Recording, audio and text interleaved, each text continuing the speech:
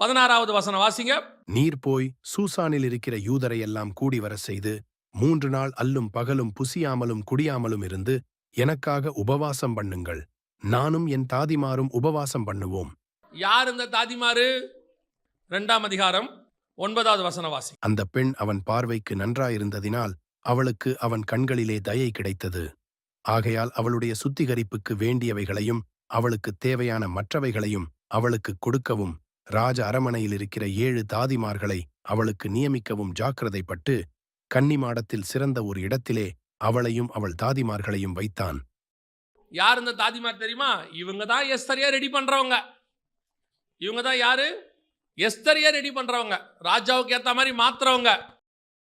ஆனா வசனம் சொல்லுது, இவ சொல்றா நானும் என் தாதிமாரும். எஸ்தர் யாரை மாத்திருக்கா தெரியுமா? தன்னை உருவாக்கின தாதிமாரை என்ன சொல்றா? உபவாசம் கொடுக்குறவங்களா மாத்திட்டா, உபவாசம் எடுக்கிறவங்களா மாத்திட்டா. இது 2வது எது இருக்கு? ஒரு சபையை உருவாக்குறது 5 வகையான ஊழியங்கள். சபை உருவாக்குவது 5 வகையான ஊழியகம். இந்த 5 வகையான ஊழியமும் ஒருமனப்படணும். 5 வகை ஊழியம் என்ன ஆகணும்? ஒருமனப்படணும். ஒருமனப்பட்டு அத்தனை பேரும் விசுவாசிகளோடு கூட சேர்ந்து என்ன செய்யணும்? ஜெபிக்கணும். விசுவாசியோடு சேர்ந்து ஜெபிக்கணும். இந்த 5 வகையான ஊழியர்களும் ஒன்னா சேருவாங்களா? முதல்ல ஒரு வகையான ஊழியக்காரரை ஒன்னா சேருவாங்களா? எல்லா எவாஞ்சலிஸ்டும் ஒன்னா ஒரு மனத்தில் வர முடியுமா? எல்லா பாஸ்டரும் ஒரு மனமா வர முடியுமா? எல்லா அப்போஸ்தலரும் ஒன்னா வர முடியுமா? எல்லா தீர்க்கதரிசியும் எல்லா எவாஞ்சலிஸ்டும் ஒன்னா வர முடியுமா? இவங்க எல்லாம் ஒன்னா வந்து இப்ப 5 பேர் என்ன செய்யணுமா? ஒன்னா வரணும். இந்த 5 வகையான ஊழியமும் அதுல உள்ள எல்லா ஊழியர்களும் ஒருமனப்பட்டு வந்தா கர்த்தர் கண்டிப்பா தேசத்துக்கு சேமத்தை கட்டளையிடுவார். அல்லேலூயா. இப்போ மேல இருந்து குண்டு போடுறான் விமானப்படையில, அவன் போட்டு முடிகிற வரைக்கும் யார் அமைதியா இருக்கணும்? தரைப்படை அமைதியா இருக்கணும். அவன் வந்து குண்டு போட்டு கிளியர் பண்ண பிறகு சொல்லுவான், நவ் யூ ஆர் என்டர் ஆகுங்கன்னு. அதுக்கப்புறம் அவன் என்ன செய்வான்? உள்ள போவான். இப்போ அந்த தரப்படக்காரனுக்கு என்ன தோணுது? விமானப்படக்காரனாங்க நல்லா ஜாலியா மேல இருக்கிறான், ஒரு பிரச்சனை இல்லை, நல்ல குண்டு போட்டு போய் இறங்கிக்கிறான், 1/2 மணி நேரம் வேலை 1 மணி நேரம் வேலை அப்படின்னு நினச்சிக்கிறாங்க. அவனுக்கு தான் தெரியும் அவன் பிரச்சனை என்னன்னு. அவன் ஆகாயத்தில் இருக்கிறான். இவன் நினைப்பான் இவன் செத்தாலாவது வீட்டுக்கு பாடி போகும், நம்ம செத்தா பாடி விட போகாது, தூள் தூளாகி காணாம போயிடும். அவனுக்கு ஒரு ரிஸ்க் இருக்கு. ஆனா அவன் முன்னாடி போறான், நல்லா வேகமா போறான், எல்லாம் ஆசை. இவன் என்ன நினைக்கணும் தெரியுமா? அவன் வேலைக்கு இப்போ அவன் போயிட்டு இருக்கான், அவன் டேர்ன் ஒரு நாள் ஏன் டேர்ன் வரும். அவன் போய் குண்டு போட்டு போய் அமைதியாக உட்காந்துருப்பான், நான் உள்ள போய் பிடிப்பேன். இப்படி ஒருத்தருக்குள்ளையும் அந்த ஒன்னஸ் வரணும். இன்னைக்கு அந்த ஒன்னஸ் இல்லை. இப்ப 2வது ஊழியக்காரர்கள் எல்லாம் ஒன்றா மாறணும், ஒரு மனதுக்கு இருக்கணும். உங்ககிட்ட இருந்து ஜப சத்தம் வருது, துயரமுள்ள சத்தம் வருதா? உண்மையிலே உன் இருதயத்தின் ஆழத்தில் ஒரு பாரம் இருக்குதா? உண்மையிலே உங்களுக்குள்ள ஒரு அழுகை இருக்குதா? ஐயோ இப்படி நடக்குதே, இந்த மாதிரி எல்லாம் அநியாயம் நடக்குதே, சட்டம் இப்படி எதிராக இருக்குதே, இப்படி எஸ்தர் காலத்தில் சட்டத்தை இப்படி போட்டிருக்கிறாங்களே, அவங்க கோர்ட்டை பிடிச்சிட்டாங்க, ராஜாவை பிடிச்சிட்டாங்க, ராஜதானிகளை பிடிச்சிட்டாங்க, எல்லா கவர்மெண்ட்டையும் பிடிச்சிட்டாங்க. எஸ்தர் காலத்தில் நான் சொல்றேன், எல்லாத்தையும் பிடிச்சிட்டாங்க. இப்ப தப்பிக்கிறதுக்கு வழியே இல்லை, மாறவே மாறாது. எல்லாரும் என்ன சொல்றான்? டோட்டல் அவுட்டுங்க. இனிமேட்டு இவங்க எல்லா இடத்துல வந்து உட்காந்துட்டாங்க, இவங்களை ஒண்ணுமே பண்ண முடியாது. 127 நாட்டுக்கு ஆள் அனுப்பியாச்சுங்க, அவங்க டோட்டலா பிடிச்சிட்டாங்க. ஆண்டவர் சொல்றாரு, அவன் டோட்டலா பிடிக்கட்டும், எல்லா இடத்துல வந்து உட்காரட்டும், அவன் ஆட்கள் எல்லாம் பயங்கரமான பொசிஷன்ல இருக்கட்டும். ஆனால் நீ மட்டும் உண்மையா ஜெபம் பண்ணினா ஒரு நாள் ராத்திரியில அதை நான் மாத்துவதற்கு வல்லமை உள்ள தேவனாய் இருக்கிறேன். காட் அப்படித்தான் இருக்கிறாரு. யோசிச்சு பாருங்க, ஒரு ராஜாவுடைய காலத்துல, எலிசாவுடைய காலத்துல ஒரு சீரியர் பாளையம் இறங்கிட்டாங்க, தேசம் முழுக்க பொருளாதார வீழ்ச்சி மொத்தம் நடக்குது. அன்னைக்கு எலிசா சொல்றாரு, நாளைக்கு இந்நேரம் பொருளாதாரம் மாறிடுங்கிறாரு, எல்லாம் சேஞ்ச் ஆயிருங்கிறாரு. ஒரு நாள் நைட்ல எப்படிங்க மாறும்? மாறும். நீ ஜெபம் பண்ணு, சொன்னது தேவ மனுஷன் கர்த்தர் சொல்லி இருக்கிறாரு, மாறும். ஒரே நாள் ராத்திரியில பொருளாதாரத்தை மாற்றுவதற்கு கர்த்தர் வல்லமை உள்ள தேவனாய் இருந்தார். ஒரு நாள் ராத்திரியில பொருளாதாரத்தை கர்த்தர் மாற்றுவார். மாற்ற வர மாட்டாரா? ஒரு நாள் ராத்திரியில இஸ்ரவேலுங்கிற ஜனத்தை கர்த்தர் விடுதலை ஆக்குவார். வர மாட்டாரா? தேவன் நினைத்தால் ஒரு நாள் ராத்திரியில எப்பேற்பட்ட காரியங்களையும் செய்ய வல்லமை உள்ளவராய் இருக்கிறார். கர்த்தர் எதிர்பார்க்கிறது என்ன தெரியுமா? உங்ககிட்ட எங்கிட்டையும் உண்மை தன்மை. இன்னைக்கு அந்த ஜபம் இல்ல, இருதயத்தை ஊத்தி ஜபிக்கிற ஜபம் இல்ல. கர்த்தர் எக்ஸ்பெக்ட் பண்றது ஊழியக்காரங்கிட்ட. 2வது கடைசியாய் நான் சொல்லி முடிக்க விரும்புகிறேன். கடைசியாய் 4ஆம் அதிகாரம் 16வது வசன வாசி. நீர் போய் சூசானில் இருக்கிற யூதரை எல்லாம் கூடி வர செய்து 3 நாள் அல்லும் பகலும் புசியாமலும் குடியாமலும் இருந்து எனக்காக உபவாசம் பண்ணுங்கள். நானும் என் தாதிமாரும் உபவாசம் பண்ணுவோம். இவ்விதமாக சட்டத்தை மீறி ராஜாவினிடத்தில் பிரவேசிப்பேன். நான் செத்தாலும் சாகிறேன் என்று சொல்லச் சொன்னாள். எஸ்தர் பண்ற அடுத்த வேலை தான் ரொம்ப இம்பார்ட்டன்ட். இதோட அர்த்தம் என்ன தெரியுமா? சட்டத்தை மீறினா நீங்க உடனே என்ன நினைக்காதீங்க, ஓ நம்ம சட்டத்தை மீறலாமா, அதல்ல. இது அங்க சொல்றது அந்த சட்டத்தை மீறி இல்ல. இது என்ன சட்டத்தை மீறி அப்படின்னு கேட்டீங்கன்னா, கவனிங்க. இப்ப ராஜாவை யாரும் அனுமதி இல்லாம என்ன செய்யக்கூடாது, பார்க்க போக கூடாது. அவங்க என்ன சொல்றாங்க, சொல்லாம கொள்ளாம போனா, கூப்பிடாம போய் அங்க நின்னா, புருஷனோ ஸ்திரீயோ ஆணோ பெண்ணோ போய் நின்னா கொல்லப்படுவதற்கு என்ன இருக்குது, வாய்ப்பு இருக்குது. ராஜா செங்கோல் நீட்டா ஓகே, இல்லைன்னா க்ளோஸ் பண்ணிடுவான். ஒரே ஒரு அம்பு எய்திருவான். ராஜா அவங்களை கொல்ல வந்தாங்கன்ட்டு ஒரு அம்பு எய்திருவான். ஸோ ராஜா கோர்க்கில் நீட்டினா தான் உண்டு, இல்லை ஆல் க்ளோஸ். இதைத்தான் எஸ்தர் சொல்றாங்க, சட்டத்தை மீறி. அவரோட அர்த்தம் என்னன்னா, சட்டத்தை மீறுதுன்னா என்ன அர்த்தம்னா, நான் சட்டத்தை மீறி ஒரு விஷயத்தை செய்ய போறேன் அப்படி இல்லை. ஆண்டவர் சொல்றாரு, எல்லா துறைத்தனங்களுக்கும் என்ன செய்யுங்க, கீழ்ப்படிந்துருங்க. ஆனால் இங்க என்ன சொல்லப்படுது, சட்டத்தை மீறிங்கிற வார்த்தைக்கு என்ன அர்த்தம்னா, என் உயிர் போனாலும் பரவாயில்லை, அவ்வளோதான். அதான் சொல்ல வராங்க. ராஜா கூப்பிட்டு போனேன்னா நான் உயிரோட இருப்பேன், இல்லைன்னா நான் செத்து போயிடுவேன். ஏன்னா அது அப்படி நான் போய் சாகிறதுக்குன்னா நான் போறேன்னா அது சட்டத்தை மீறதுக்கு ஆகும். அவரோட அர்த்தம் என்ன, செத்தாலும் சாகிறேன். இப்போ அடுத்து யார் வேணும் தெரியுமா எழுப்புதலுக்கு? முதலாவது ஒன்னசோட ஜெபிக்கிற விசுவாசி வேணும். ரெண்டாவது ஒன்னசோட ஜெபிக்கிற ஊழியக்காரங்க வேணும். கடைசியா யார் வேணும் தெரியுமா? கர்த்தருக்காக ஜீவனை கொடுக்கிற இரத்த சாட்சிகள் வேணும். கடைசி காலத்துல இது வேணும். யோசிச்சு பாருங்க, அன்னைக்கு உள்ளவங்க கிறிஸ்துவுக்காக கட்டப்பட மாத்திரமல்ல, என்ன சொன்னா பவுல், எருசலேமிலே கட்டப்பட மாத்திரமல்ல மரிக்கவும் தயாராக இருக்கிறேன். இப்போ இவங்க பவுல்கிட்ட என்ன சொல்லுவாங்க தெரியுமா? அப்படி பேசக்கூடாது பவுல், மோட்டிவேஷனோட பேசணும் பவுல். நீங்க பேசுறது எப்படி இருக்கணும் பவுல்? பாசிட்டிவா இருக்கணும் பவுல். நெகட்டிவா பேசுறீங்க பவுல், செத்தால சாகிறேன்னு அப்படி சொல்லாதீங்க. எப்படி சொல்லுங்க, நான் போய் எருசலேமை ஆளுகை செய்வேன், எருசலேமுக்கு நடுவில் ஒரு பெரிய வீடு வாங்குவேன், எருசலேமிலேயே பெரிய சர்ச்சு கட்டுவேன், எருசலேமில் 20,000 விசுவாசிகளை கொண்டு வருவேன். பாசிட்டிவா பேசுங்க பவுல். அவன் சொல்றான் செத்தாலும் சாகிறேன்னு. இன்னைக்கு ஆண்டவருக்காக கொடுக்கவோ மறிக்கவோ ஜனங்கள் தயாராக இல்லை. கவனிச்சு கொள்ளுங்க. யாரை கர்த்தர் பயன்படுத்த விரும்புகிறார் தெரியுமா? கர்த்தருக்காக வாழ மட்டுமல்ல, கர்த்தருக்காக சாகவும் தயாரா இருக்கிறவனை தான் கர்த்தர் எடுத்து பயன்படுத்த முடியும். எனக்கு வாழ்ந்திருக்கவும் தெரியும், தாழ்ந்திருக்கவும் தெரியும். நீ சாகணுங்கிறது அர்த்தம் இல்லை, சாகிறதுக்கு ரெடியாக இருக்கணும். இந்த வசனம் பாருங்க, எனக்கு ரொம்ப ஆச்சரியமா இருந்துச்சு. அப்போஸ்தலர் 5ஆம் அதிகாரம் 41வது வசன வாசி. அவருடைய நாமத்திற்காக தாங்கள் அவமானம் அடைவதற்கு பாத்திரராக எண்ணப்பட்டபடியால் சந்தோஷமாய் ஆலோசனை சங்கத்தை விட்டு புறப்பட்டு போய் அவன் இன்னைக்கு என்ன பண்ணணும் அதை விட அதிகமாக பண்ணானாமா. என்ன சொல்றான்? அதிகமா பண்ணான். சட்டம் என்ன சொல்லுச்சு தெரியுமா அவங்கள? அதுக்கு முந்தின வசனம் வாசிங்க 40. அப்பொழுது அவர்கள் அவனுடைய யோசனைக்கு உடன்பட்டு அப்போஸ்தலரை வரவழைத்து அடித்து இயேசுவின் நாமத்தை குறித்து பேசக்கூடாதென்று கட்டளையிட்டு அவர்களை விடுதலையாக்கினார்கள். ரிலீஸ் பண்றவனுக்கே அடிதான். ரிலீஸ் பண்றதுக்கு அவனுக்கு சட்டம் என்ன? ரிலீஸ். ஆனா என்ன கட்டளை தெரியுமா? என்ன செய்யக்கூடாது? இயேசுவின் நாமத்தை குறித்து, கடைசி வசனம், தினந்தோறும் தேவாலயத்திலும் வீடுகளிலும் இடைவிடாமல் உபதேசம் பண்ணி இயேசுவே கிறிஸ்து என்று அவன் சொல்றான். நீ என்னடா சொல்றது, நான் என்னடா கேட்கறது? நீ என்ன பண்ண போற? உன்னை அடிப்பேன், அடிச்சுக்கோ, நான் சொல்லுவேன். அடிக்கிறவனுக்கு கை வலிக்கும், சொல்றவனுக்கு வாய் வலிக்காது. அடிக்கிறவனுக்கு என்ன செய்யும்? கை வலிக்கும். ஒன்று மட்டும் நல்லா தெரிஞ்சுக்கொள்ளுங்களேன். அடி வாங்குறோன்னு வச்சுக்கோங்களேன், நமக்கு வலிக்கும், எல்லாம் செய்யும். ஆனால் நம்மளை ஒருத்தர் அடிக்கிறான்ல, அவன் ரட்சிக்கப்பட்டுருவான். நம்ம மேலே கையை வச்சுட்டான்னு வச்சுக்கோங்களேன், அவன் என்ன ஆயிடுவான்? ரட்சிக்கப்பட்டுருவான். ரெண்டாவது, ஒருவேளை கொன்னுட்டானா இன்னும் சந்தோஷம், பரலோகத்துக்கு போயிடலாம். கடைசியாக நீங்கள் எங்கே போகிறீங்க? சீக்கிரம் போகிறோம். ஆக்சுவலாக இந்த பிரச்சனை யாருக்கு தெரியுமா? பிசாசுக்கு. பிசாசுக்கு இப்போ என்ன பிரச்சனைனா, யாரையாவது வச்சு அடித்தானா அவனை ஆண்டவர் ரட்சித்துறாரு. சரி, இந்த பையன் உள்ள கொன்னுலான்னு பார்த்தா இந்த பையன் பரலோகத்துக்கு போயிடுறான். இப்போ அவனுக்கு நம்ம பரலோகமும் போகக்கூடாது, இவன் ரட்சிக்கவும் கூடாது. என்ன பண்ணுறதுன்னு தெரில. நம்ம சுவிசேஷம் சொல்ல சொல்ல கிறிஸ்துவின் ராஜ்யம் பரம்புது. ஒன்றும் செய்ய முடியாது. ஒரு ராஜா இருந்தாராம் ரோம சாம்ராஜ்யத்தில், நடந்த சம்பவம்.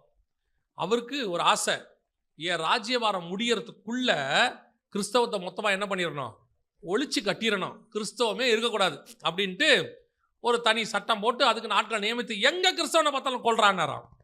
கேள்வியே கிடையாது, கொல்றான்ட்டாராம். ஹிட்லர் கொண்டா பாருங்க 60 லட்சம் யூதர்களை, அந்த மாதிரி கொல்றான்ட்டாராம். கடைசியில் இது மாதிரி ஒரு 2-3 வருஷம் போயிருக்கு, 4-5 வருஷத்துக்கு மேலே.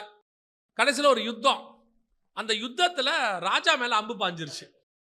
பாடினோடனே அந்த ராஜா கீழே விழுந்து சாகர தடவையில் அந்த சட்டம் போட்டு அவர் ஏற்றின தளபதி கூட இருப்பார்ல, சாகும்போது கேட்டானா, ஏப்பா நான் ஒரு சட்டம் போட்டேனே இந்த கிறிஸ்தவங்களாம் அழிஞ்சிட்டாங்கன்னு, இப்போ கிறிஸ்தவங்கள்லாம் அழிஞ்சிட்டாங்களா இல்லை ஸ்டேட்டஸ் என்ன குறைஞ்சிருச்சா, என்ன ஆச்சு அப்படின்னு கேட்கும்போது அந்த தளபதி தயக்கமாக சொன்னான், ராஜா உண்மையை சொல்லணும்னா நீங்கள் சட்டம் போடுறதுக்கு முன்னாடி கிறிஸ்தவர்கள் இருந்ததை விட சட்டத்துக்கு அப்புறம் கிறிஸ்தவர்கள் அதிகமாக இருக்காங்க நாட்டில்னு சொன்னாங்க. அந்த ராஜா சொன்னா, நான் சாகும்போது ரத்தத்தை கையில் பிடிச்சிட்டு சொன்னானா, நசரனாக இயேசுவே நீர் தான் ஜெயித்தீர், நான் தோத்து விட்டேன்னு சொன்னான். நம்ம ஆண்டவர் யுத்தமே பண்ணாமல் ஜெயிக்கிறவர். அடிக்க அடிக்க சபை வளரும், நொறுக்க நொறுக்க சபை வளரும். சிதறி போகிறவர்களுக்கும் சுவிசேஷத்தை பிரசங்கித்தார்கள். இப்பவும் சொல்கிறேன், உபத்திரவப்படுத்த தொடங்கிட்டாங்கன்னா சபை வளரப்போகுதுன்னு அர்த்தம். நம்மளை நெருக்கிறானா சபை பரம்ப போகுதுன்னு அர்த்தம். நீ அதை கண்டு பயந்துராத. சபை எப்பவுமே ஆசீர்வாதத்தை தான் தடுமாறும், உபத்திரவத்தில் உண்மையாக நிற்கும். நீங்கள் போய் பாருங்கள், படும் வேதனையில் பரம வெற்றின்னு சொல்லி ரிச்சர்ட் நொம்புராய் புக்கு இருக்குது, போய் பாருங்கள். மிஷினரிகள்லாம் என்ன பாடு அனுபவிச்சாங்கன்னு பாருங்கள். அவருடைய விதை தான் நாம் இன்னைக்கு விருட்சங்களாக முளைச்சி நிற்கிறோம். அல்லேலூயா. அப்போ நீங்களும் நானும் இன்னைக்கு பயந்துட்டோம்னா அடுத்த ஜென்ரேஷன் இருக்காது. இன்னைக்கு கிறிஸ்துவுக்காக வாழவும் சரி சாகவும் சரி. நீங்கள் சாகணுன்ற அவசியம் இல்லை, அந்த மனோ திடமாவது வேணும் இல்லை, அந்த தைரியம் வேணும் இல்லை. என்னடா பண்ண போகிற, அடிக்க போறியா அடிச்சுக்கோ, என்ன பண்ண போகிற எங்களை கொல்ல போறியா கொன்னுக்கோ. நீ அடிச்சினா நாங்கள் பரம்புவோம், கொன்னினா பரலோகத்துக்கு போயிடுவோம். எவ்வளோ பேரை கொல்லுவ நீ? கொல்ல கொல்ல ஒரு இயேசுவை கொன்னாங்க உலகம் முழுக்க கிறிஸ்தவர்கள். ஒரே ஒரு இயேசுவை கொண்டாங்க, ஒரு பவுலை தடுத்தாங்க உலகம் முழுக்க பைபிள். புரியுதா? ஒருத்தனை தடுத்தா மாவட்டம் முழுக்க சபை உருவாகணும். அந்த அந்த அந்த ஆவிக்குரிய அனுபவம், அந்த தைரியம் உனக்கு வேணும். இன்னைக்கு என்ன நடக்குது? நீயும் நானும் சரியில்லை, அவ்வளோதான் இங்கே விஷயமே. எதிரிகள் எல்லா காலத்திலையும் இருக்காங்க. எந்த காலத்தில்? இயேசு காலத்திலேருந்து சபைக்கு எதிரிகள் இருக்கத்தான் செய்கிறாங்க. ஆனால் அன்னைக்கு அவர்களுக்குள்ள ஒரு ஒருமனம் இருந்தது, எழுப்புதல் வந்தது, சபை ஜெயிச்சிச்சு. இன்னைக்கு தாதிமார்களுக்குள்ள ஊழியக்காரர்களுக்குள்ளேயும் ஒருமனம் இல்லை, விசுவாசிகள் மொர்தெகாய் யூதர்களுக்குள்ளேயும் ஒருமனம் இல்லை. கர்த்தருக்காக ஜீவனை கொடுக்குற ஊழியர்களும் குறைஞ்சிருக்கிறாங்க. நார்த் இந்தியா பக்கம் இருக்கிறாங்க, சவுத் இந்தியா பக்கம் குறைஞ்சிருக்கிறாங்க. இருக்காங்க, இல்லைன்னு சொல்ல, குறைஞ்சிருக்கிறாங்க. எனவே இப்போ ஒரு மிகப்பெரிய எழுப்புதல் ரிவைவல் தேவைப்படுது. இப்போ கடைசியில் மிகப்பெரிய நெருக்கத்தின் காலம் இந்தியா முழுக்க இல்லை, உலகம் முழுக்க ஓடிக்கிட்டு இருக்கு. இப்போ இந்த கூட்டம் வேணும், இப்போ இந்த கூட்டம் வேணும். உங்கள் சொந்த வழக்குக்காக வாதுக்காக ஜெபிக்கிறவர்கள் வேண்டாம், அது தானாய் நடக்கும். இப்பவும் சொல்கிறேன், இப்போ கர்த்தருக்கு தேவை ரட்டுடுத்தி சாம்பல்ல உட்கார்ந்து கிறிஸ்துவினுடைய ராஜ்யம் வருவதற்காக, நெருக்கப்படுகிற ஜனங்கள் விடுதலைக்காக, அடிக்கப்படுகிற ஜனங்களுடையதான விடுதலைக்காக உபவாசித்து ஜெபிக்கிற ஒரு கூட்டத்தை கர்த்தர் எதிர்பார்க்கிறார். இந்த 3 கூட்டமும் ஒன்னா சேர்ந்து ஒருமனப்பட்டு ஜெபிச்சிச்சுன்னா ஒரே நாள் ராத்திரியில எந்த சட்டத்தையும் மாற்ற கர்த்தர் வல்லமை உள்ள தேவனாய் இருக்கிறார். நம்ம நிறைய பேர் என்ன நினைக்கிறோம்னா, ராஜாவை மாற்றணும்னு நினைக்கிறோம்.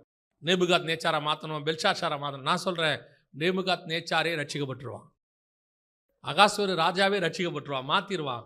ஆண்டவர் மாற்ற வல்லமை உள்ளவராய் இருக்கிறார். எந்த ராஜா உனக்கு விரோதமாக சட்டம் போடுறானோ அந்த ராஜாவையே உனக்கு சாதகமாய் மாற்ற கர்த்தர் வல்லமை உள்ள தேவனாக இருக்கிறார்.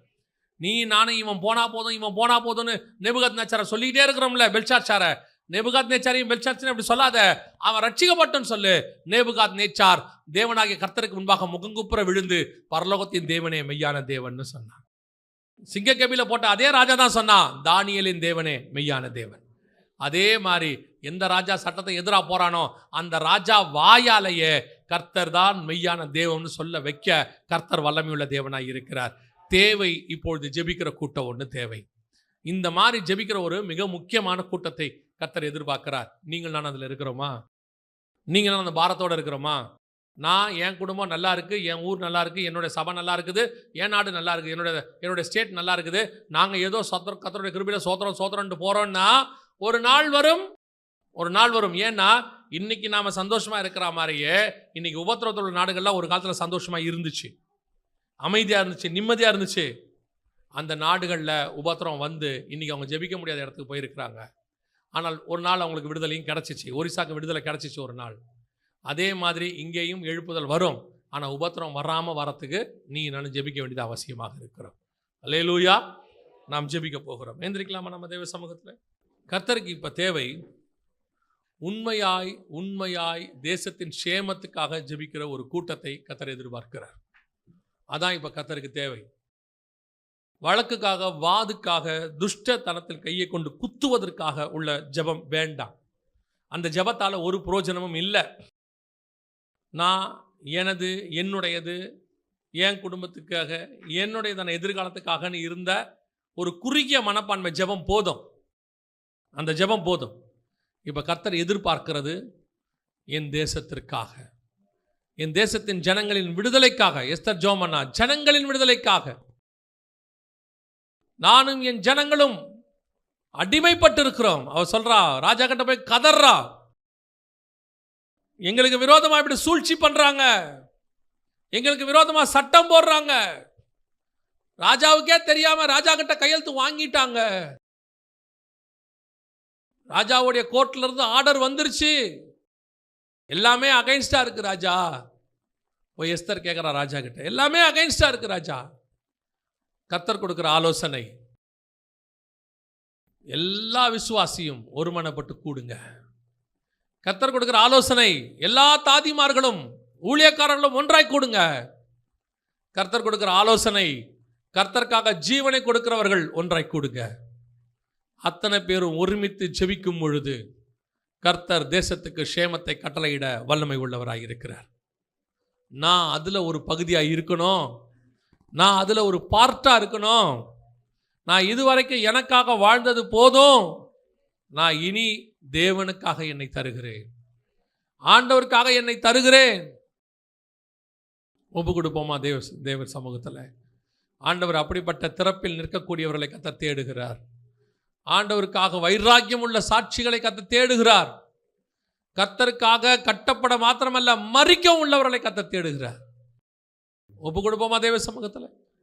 அப்படி ஜெபிக்க விரும்புகிறவங்க எல்லாம், என்னை தருகிறேன், ஆண்டவருக்கு என்னை ஒப்பு கொடுக்கிறேன் அப்படி சொல்கிறவங்கெல்லாம் கரங்களை ஆண்டவருக்கு நேராக உயர்த்தி, ஆண்டவரே நான் முழுவதுமாய் என்னை தருகிறேன் ஆண்டவரே.